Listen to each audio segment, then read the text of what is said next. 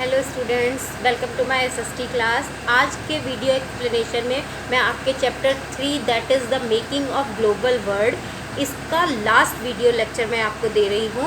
इस एक्सप्लेनेशन में हम आज लास्ट पॉइंट पढ़ेंगे, the early post war years, यानी कि वॉर के बाद, सेकेंड वर्ल्ड वॉर के बाद के जो तुरंत के ईयर्स थे उसमें क्या हुआ। उसमें आपको पता है, मैंने बताया था कि ब्रिटेन वुड्स इंस्टीट्यूशंस को इस्टेब्लिश किया गया था और जिसकी वजह से क्या हुआ, काफ़ी ग्रोथ हुई डेवलप्ड कंट्रीज़ में, जो कि उस समय मेनली वर्ल्ड वॉर में इन्वॉल्व थी। उनको जल्दी जल्दी रिकन्स्ट्रक्शन की ज़रूरत थी और उस पर main role, important role Bretton Woods institution ने प्ले किया। The Bretton Woods institution inaugurated an era of unprecedented growth. ये जो ग्रोथ थी वो किस में हुई? ग्रोथ हुई ट्रेड में, वर्ल्ड ट्रेड में, जो लगभग 8% तक हुई। इनकम में हुई, जो लगभग 5% तक इंक्रीज़ कर गया। उसके अलावा अनएम्प्लॉयमेंट जो था वो डिक्रीज़ किया, जो अनएम्प्लॉयमेंट फैल गया था लोगों के बीच में, वो डिक्रीज़ कर गया और डिक्रीज़ किया लगभग 5% तक। तो ये जो टाइम पीरियड था वो डेवलप्ड कंट्रीज़ के लिए बहुत ज़्यादा अच्छा टाइम था कि काफ़ी जो एनुअल ग्रोथ थी उसका रेट काफ़ी हाई था। उसके बाद जब हम यहाँ पे बात करेंगे डीकोलोनाइजेशन एंड इंडिपेंडेंस की, मतलब एक तरफ तो ये लोग अपना डेवलप्ड कंट्रीज़ ग्रोथ कर रही थी, लेकिन उसी टाइम पीरियड में जो उनकी कॉलोनीज़ थी वो डीकोलोनाइज हो गई। क्यों? ऐसे ही नहीं छोड़ दिया था ब्रिटेन ने इंडिया को।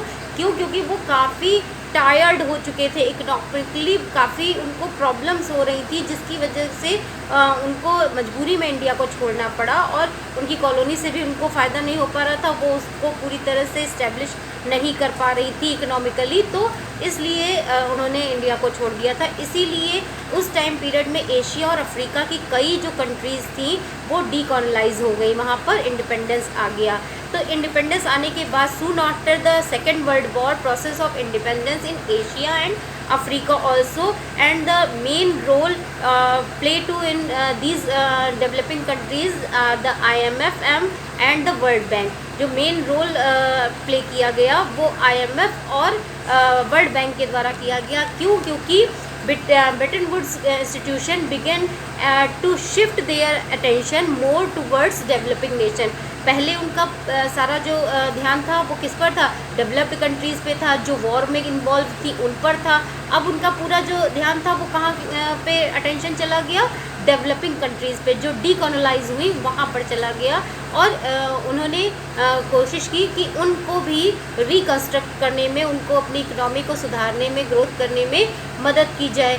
इसके सामने चैलेंजेस क्या थे? चैलेंजेस थे ये कि ये जो ब्रिटेन वुड्स इंस्टीट्यूशन थे उनमें डोमिनेशन किसका था? किसने बनाया था? ये USA, Britain, France, Germany, Italy, इन्हीं ने तो बनाया था। और फिर इन्हीं से जो कंट्रीज़, इनकी जो कॉलोनीज़ थी वही डीकोलोनाइज हुई थी।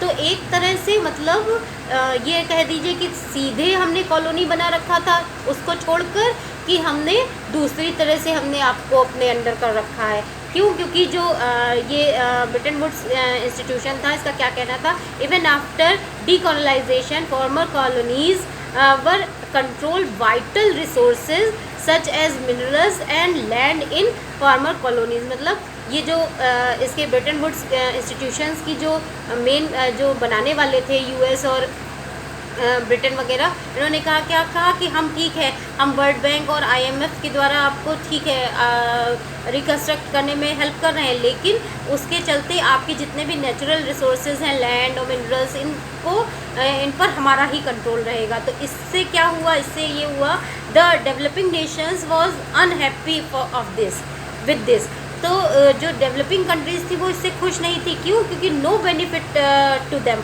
उनका इससे कोई भी फ़ायदा नहीं हो रहा था। क्या फ़ायदा नहीं हो रहा था?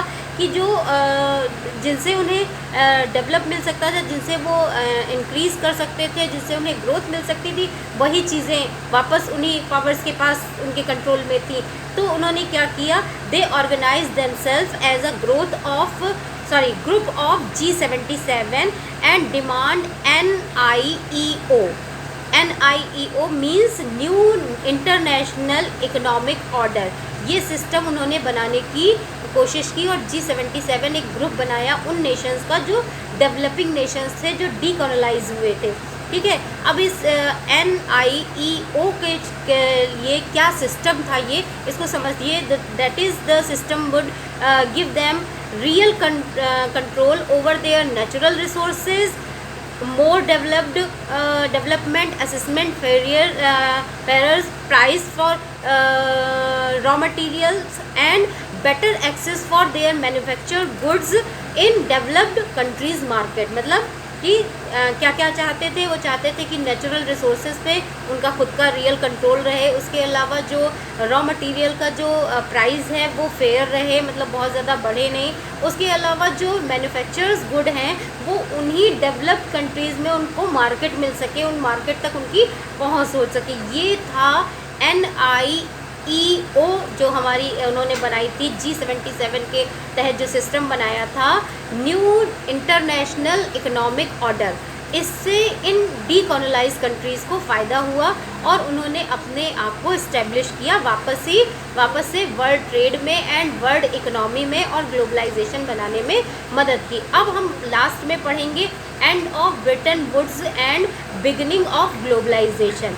कैसे ब्रिटेन वुड्स का एंड हुआ, क्यों एंड हुआ? क्योंकि जो ब्रिटेन वुड्स था वो फिक्स्ड एक्सचेंज रेट पर बनाया गया था, मतलब उसने फिक्स्ड रेट कर दिया था, हर कंट्री की करेंसी को फिक्स कर दिया था, उसे फ्लोटिंग एक्सचेंज रेट में चेंज कर दिया गया। क्यों? क्योंकि US को बहुत प्रॉब्लम हो रही थी, उसकी करेंसी की जो वैल्यू थी वो बढ़ ही नहीं रही थी। उस वैल्यू को बढ़ाने के लिए उन्होंने US ने कोशिश की ताकि उसकी ग्रोथ में जो ब्रेकर्स लग रहे थे उन ब्रेकर्स को हटा के वो ज़्यादा से ज़्यादा ग्रोथ कर सके और उनकी जो डिक्लाइन हो रही थी उनकी ग्रोथ वो ना हो। फिर role of international financial system change also, जिसकी वजह से जब ब्रिटेन वुड्स जब था उसका प्रभाव कम हुआ तो ये जो पूरा इकोनॉमिक इंटरनेशनल फाइनेंशियल सिस्टम था वो पूरी तरह से चेंज हो गया, leading to periodic depth crisis, lower income, poverty among developing countries.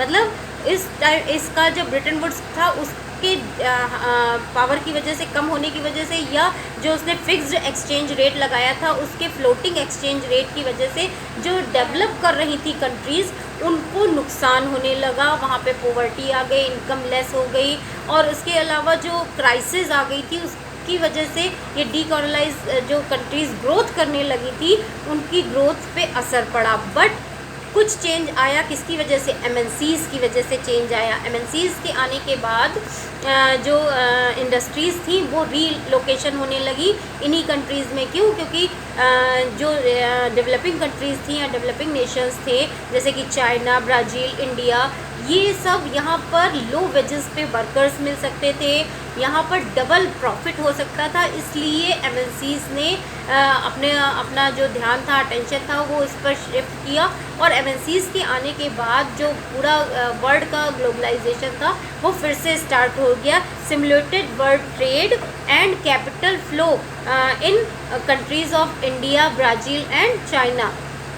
जो वर्ल्ड ट्रेड था वो सिमुलेटेड करने लगा और उसके साथ साथ जो कैपिटल था वो फ्लो होने लगा, मतलब चलने लगा। तो ग्लोबलाइजेशन में क्या होता है? कैपिटल फ्लो करे, ट्रेड फ्लो करे और वर्कर्स फ्लो करे, तो यही तो ग्लोबलाइजेशन हुआ। जो मैंने आपको स्टार्टिंग में 3 टाइप्स के फ्लोज बताए थे, flow of trade, flow of workers and flow of capital, वो फिर से स्टार्ट हो गया। इट मीन्स कि मतलब पूरी तरह से जो ये ग्लोबलाइजेशन था वो स्टार्ट हो गया कब से?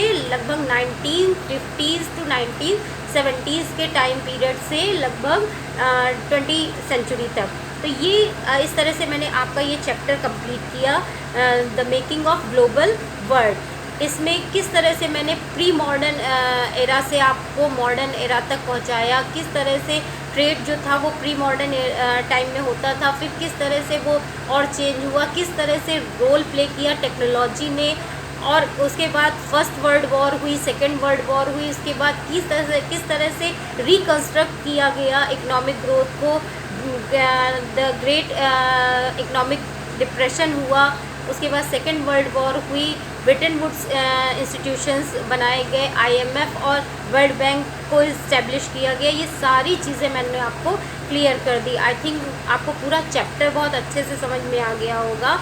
अब यहाँ पर वर्क मैं देने वाली हूँ आपको कुछ, कि जो मैंने MNCs की बात की, आप लोग 10th के आप लोगों ने 9th में ज़रूर पढ़ा होगा MNCs के बारे में, मुझे पता है। तो कितने लोगों को MNCs याद है कि MNCs क्या होती है? MNCs जिसे कहा जाता है, इसका फुल फॉर्म मुझे बताना है आपको कमेंट बॉक्स में, प्लस ये क्या होती है, व्हाट इज़ MNCs, ये इसका आंसर आपको कमेंट बॉक्स में देना है। देखते हैं कितने बच्चों के रिप्लाईज आते हैं मेरे पास। ओके, आई थिंक आपको ये वीडियो लेक्चर समझ में आ गया होगा और आपका चैप्टर आपको क्लियर हो गया होगा। नहीं समझ में आया तो मेरे वीडियोस को दोबारा बार बार देख सकते हैं। मेरे वीडियोस प्लेलिस्ट में पड़े ही रहते हैं। जिन लोगों ने सब्सक्राइब किया होगा वो मेरे पिछले वीडियोस बहुत अच्छे आसानी से पा सकते हैं, और आगे आने वाले भी। तो आप लोग सब्सक्राइब कर लीजिए और लाइक कीजिए मेरे वीडियोस को, ताकि मेरे एक्सप्लेनेशन आप तक आसानी से पहुंचते रहे और आप जितनी बार देखना चाहें उतनी बार देखकर अपनी सारी डाउट्स को क्लियर कर सकें। Okay, thank you.